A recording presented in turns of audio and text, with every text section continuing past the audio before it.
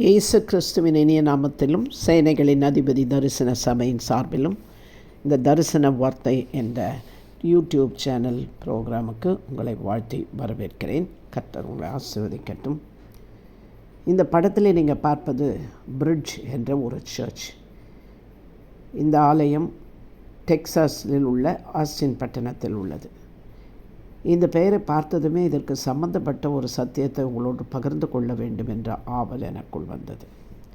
பிதாவாகிய சிருஷ்டிகர்த்தர் ஆதாம் என்ற முதல் மனுக்குலத்தை உண்டாக்கினார். இவன் மனிதன், நாம் தெய்வம் என்ற ஏற்றத்தாழ்வை தெய்வம் பார்க்காமல் தன்னோடே ஏதேன் தோட்டத்தில் வைத்து கொண்டார். அவனுக்கு ஏற்ற துணையாக மனுஷி என்றவளை அவனுடைய விலா எலும்பிலிருந்து உருவாக்கினார். அவர்களோடு பேசினார், உலாவினார். தோட்டத்து கனிகளால் அவர்களை போஷித்தார். மகிழ்ச்சி, சமாதானம், சந்தோஷம், விடுதலை, பாதுகாவல் அவர்களுக்கு கிடைத்தது. அவர் பிரசன்னத்திலேயே சன்னிதானத்திலேயே அவர்களை வைத்திருந்தார். ஆனால் அந்த சிருஷ்டிகர்த்தரின் வார்த்தைக்கு கீழ்ப்படியாமல் அவர் சாப்பிடக்கூடாது என்று விலக்கிய கனியை புசித்து கீழ்ப்படியாமை என்ற பாவத்தினால் ஆதாமும் ஏவாளும் விழுந்து போனார்கள். தேவ பிரசன்னத்திலிருந்து வெளியே அனுப்பப்பட்டார்கள். தேவனின் தரிசனம், அவரோடு பேசும் வாய்ப்பு, அவரோடு இருந்த உறவு, குளிர்ந்த மகிழ்ச்சியான நேரங்களில் அவரால் கிடைத்த போஷிப்பு, பாதுகாவல் எல்லாம் இழந்து போனார்கள்.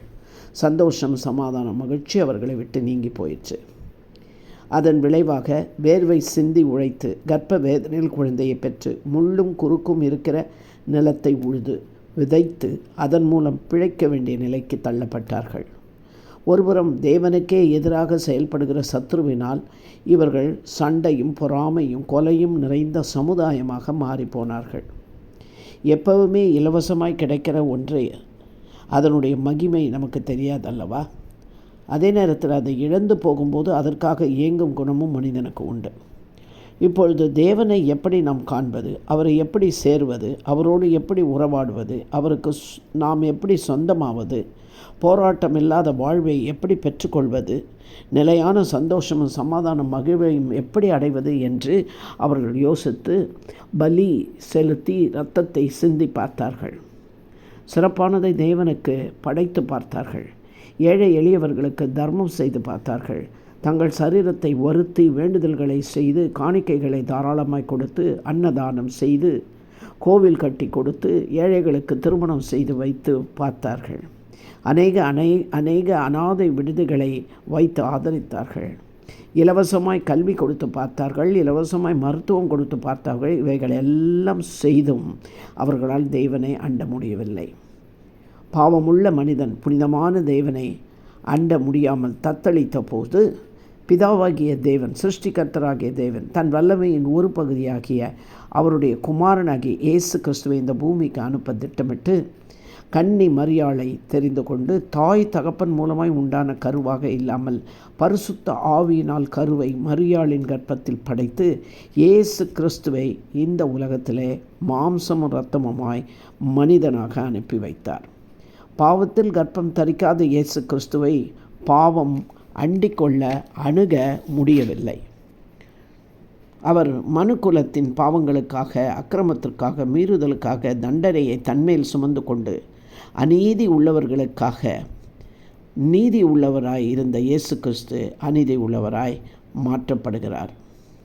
சிலுவையில் தன்னை ஒப்பு கொடுத்து கோர பாடுகள் அனுபவித்து ஒரு சொட்டு இரத்தம் கூட அவர் சரீரத்தில் பாக்கி இல்லாமல் எல்லா இரத்தத்தையும் சிந்தி தன் ஜீவனையும் பலியாக கல்வாரி சிலுவையிலே தன்னையே ஒப்பு கொடுத்தார். ஆடு மாடு காளை கடாக்களின் பலியினால் அவைகளுடைய இரத்தம் சிந்ததினால் மனிதன் தன்னை சுத்திகரித்து கொள்ள முடியாத நிலை ஏற்பட்டது. ஆனால் இயேசு கிறிஸ்துவின் இரத்தம் சகல பாவத்தையும் நீக்கி நம்மை சுத்திகரிக்க தகுதி உள்ளதாய் இருந்தது. ஆகவே நாம் இன்னும் பிசாசானவனுக்கு அடிமையாக இருக்க வேண்டிய அவசியமில்லை. நாம் அவருக்கு சொந்தமானவர்கள். நமக்கும் சிருஷ்டிகருக்கும் இடையில் உடைந்து போன உறவை மறுபடியும் சேர்க்கவே பிதாவுக்கும் நமக்கும் நடுவில் இயேசு கிறிஸ்துவே ஒரு பாலமாக, ஒரு பிரிட்ஜாக மாறிப்போனார். கிறிஸ்துவே தன்னைத்தானே சிலுவையில் ஒப்பு கொடுத்து இரத்தம் சிந்தி பலியானார். இந்த இரத்தத்தை தேடி நாம் எங்கும் செல்ல வேண்டிய அவசியமில்லை. அந்த இரத்தத்தை அதிக விலை கொடுத்து வாங்க வேண்டிய அவசியமில்லை. அதற்கு எந்த ஏஜென்ட்டுகளும் விலை பேச வேண்டிய அவசியமில்லை. ஒவ்வொரு மனிதனும் ஆவி, ஆத்துமா, சரீரம் என்ற 3 பகுதிகளாக உருவாக்கப்பட்டிருக்கிறார்கள்.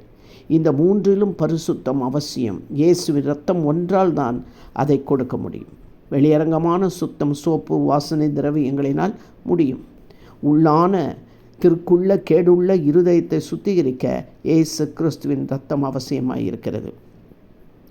இந்த திருக்குள்ள கேடுள்ள இருதயத்திலிருந்து தான் விபச்சாரம், வேசிதனம், அசுத்தம், காம விகாரம், சுய புணர்ச்சி, ஆண் புணர்ச்சி, விக்கிரகாராதனை, பில்லி சூனியம், பகைகள், விரோதங்கள், வைராக்கியங்கள், கோபங்கள், சண்டைகள், பிரிவினைகள், மார்க்கப்பேதங்கள், பொறாமை, கொலை, வெறிகள், களியாட்டுகள், பொருளாசை, உதாசீனம், கொள்ளை இவைகளெல்லாம் புறப்பட்டு வருகிறது என்று பரிசுத்த வேதாகமத்தில் கலாத்தியர் என்ற நிருபத்தில் எழுதப்பட்டிருக்கு. ஆகவே அந்த இருதய திருக்குள்ள கேடு உள்ள அந்த இருதய நினைவுகளை, சிந்தனைகளை, அதிலிருந்து வரும் வார்த்தைகளை, அந்த வார்த்தைகளின் மூலமாக செய்யப்படுகிற செயல்களை நாம் சுத்திகரித்தால்தான் சிருஷ்டிகரோடு இணைய முடியும். அவருடைய இரத்தம் பாவத்தை போக்கி நம்மை பரிசுத்தமாக்கியது, சாபத்தை நீக்கி நம்மை ஆசீர்வாதத்துக்குள் வழி நடத்துகிறது, பிசாசின் கிரியைகளை அழித்து வியாதிகளிலிருந்து விடுதலையாக்க நமக்காக அந்த இரத்தம் சிந்தப்பட்டது. வாயினால் அவர் இரத்தத்தை அறிக்கையிட்டு ஜெபித்தாலே போதும். இப்பொழுதே நீங்கள் எப்பேற்பட்ட பாவக்கட்டில் இருந்தாலும் உடனடியாக உங்களை சுத்திகரித்து கொள்ள முடியும். நீதிமான்கள் என்ற பெயரையும் நீங்கள் பெற்றுக்கொள்ள முடியும். இந்த உலகம் உங்களை நீதிமான்கள் என்று சொல்ல வேண்டியதில்லை.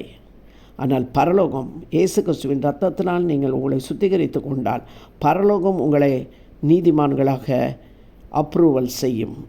பரலோகம் உங்களை நீதிமான்களாக அட்டெஸ்ட் பண்ணும்.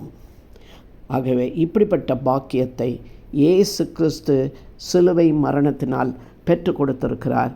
ஆகவே இதை விசுவாசித்து அறிக்கையிட்டால் உங்களுக்கும் எனக்கும் நடுவில் இயேசு கிறிஸ்துவ பாலமாய் இருக்கும்போது அந்த பிளவை தாண்டி சிருஷ்டிகர்த்தரிடத்தில் ஆதாம் ஏவாள் எப்படி ஆதியிலே இருந்தார்களோ அப்படி அவரோட கூட நம்ம இணைய முடியும். நாம் கண்களை மூடி செபிப்போம். அன்பும் இரக்கமும் தயவும் உள்ள தேவனே, இப்பொழுதும் உம்முடைய பிள்ளைகள் எத்தனையோ பாவக்கட்டுகளில், சாபக்கட்டுகளில், பரம்பரை சாபங்களில் சிக்கி சிறையுண்டு கிடக்கிறார்கள். அவர்களை உம்முடைய திரு இரத்தத்தினால் கழுவி சுத்திகரிக்கும். அப்பா இயேசுவே, உம்முடைய இரத்தம் எங்களுக்காக தானே சிந்தப்பட்டது. எங்கள் பாவங்கள், சாபங்கள், கரைகளை கழுவும். வியாதி, பிசாசு கிரியைகள் இவைகளிலிருந்து எங்களை விடுதலையாக்க ஆக்கும் என்று நாங்கள் விசுவாசிக்கிறோம். இன்று எங்களை கழுவி உம்முடைய பிள்ளைகளாய் மாற்றிக்கொள்ளும். மீண்டும் உம்மோடு கூட நாங்கள் சுதந்திரமாய் இருக்க, உம்மோடு கூட இணைய, உம்மை காண, உம் அன்பை நாங்கள் உணர, உம்முடைய ஆசீர்வாதத்தை நாங்கள் அனுபவிக்க உதவி செய்யும். நீரே என்றென்றைக்கும் பிதாவுக்கு எங்களுக்கு நடுவில் பாலமாய் இருக்கிறீர் என்பதை நாங்கள் விசுவாசிக்கிறோம். இயேசு கிறிஸ்துவுடைய பரிசுத்த ஆவியானவரே, இந்த பாவ சோதனைகளிலிருந்து நாங்கள் மீண்டு வர, அதை மேற்கொள்ள பரிசுத்த ஆவியானுடைய வல்லமை எங்களுக்கு உதவி செய்வாராக. எங்களை மறுபடியும் உம்மண்டை சேர்த்துக்கொள்ளும். இயேசுவின் மூலம் ஜெபிக்கிறோம் எங்கள் நல்ல பிதாவே. இந்த சத்தியம் உங்களுக்கு பிரயோஜனமாக இருந்திருக்கும் என்று நான் விசுவாசிக்கிறேன். ஆகவே நீங்கள் லைக் பண்ணி, ஷேர் பண்ணி, இதை சப்ஸ்கிரைப் பண்ணுங்கள். பெல் பட்டனையும் அழுத்துங்கள். கர்த்தர் உங்களை ஆசீர்வதிப்பாராக.